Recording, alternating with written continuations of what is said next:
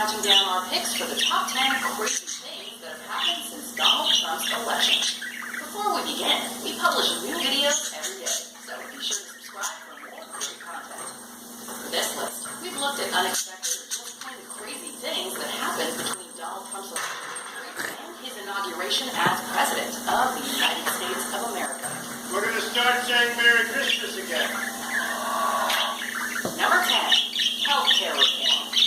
Much has been made of Donald Trump's apparent U-turns on major policies since his election to the White House. One such rethink involves healthcare.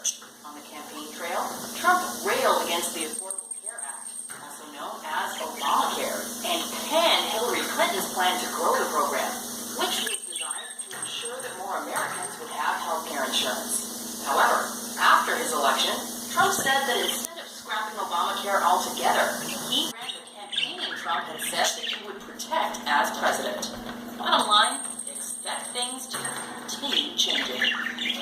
Number 9, wall or fence? It's not a fence, it's a wall. Mr.